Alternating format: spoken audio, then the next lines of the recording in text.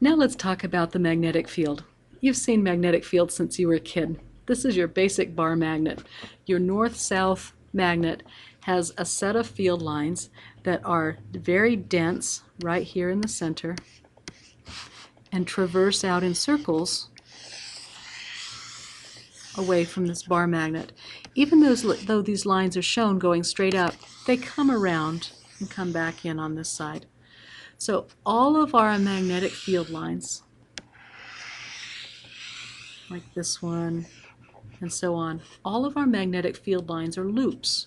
They are all closed lines, and that is typical of magnetic fields. Magnetic field lines are always closed lines.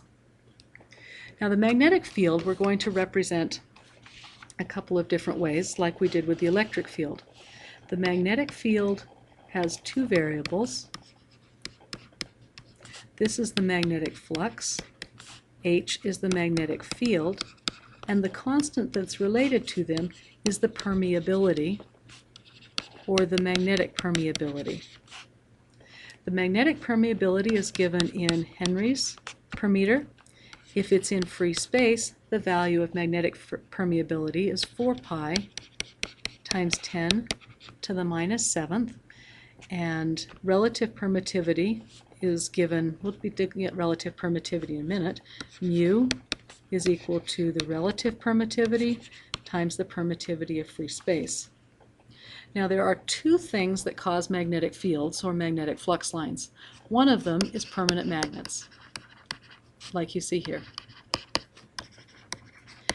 Typically, these are materials that are ferromagnetic. They most often have iron in them, and they create large magnetic fields just because of their nature. In another case, the magnetic field is caused by a current. So if we have a current, I, like this, it will produce a magnetic field going around it, like this. It's a closed line.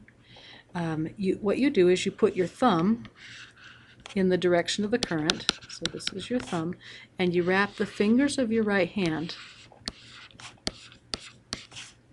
So these are your fingers of the right hand.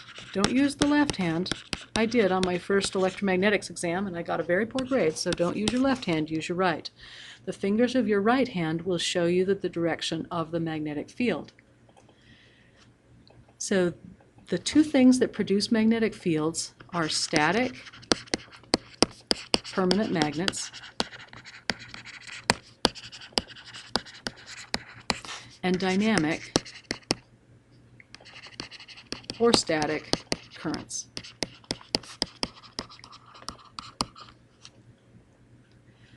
Now I'd like to also talk about the relationship between mu, mu r, and mu naught. Mu naught, remember, is 4 pi times 10 to the minus 7th henries per meter, and here are some typical values of mu r. If you have materials like gold, mercury, silver, their mu r value, their relative permeability, is very similar to that of air. Those are called diamagnetic materials. They are virtually exactly like air. Paramagnetic materials are air, aluminum, tungsten, titanium, platinum, and they have values that are also very similar to air. The ferromagnetic materials, cobalt, nickel, iron, and so on, purified iron, have values that are much, much higher than air. So what happens in that case? If I have a magnetic flux where mu is very, very large, that means that the magnetic field in something such as iron is going to be much greater than the magnetic field in pure air. So the magnetic field becomes stronger because of my ferromagnetic material. Now let's talk about what you're going to see in this course. We're going to be doing three things. We're going to be doing things that are static, so electrostatics or magnetostatics. And we're going to be doing things that are dynamic, where you have electrodynamics, and you could say you'd have magnetodynamics, but the two of these always go together.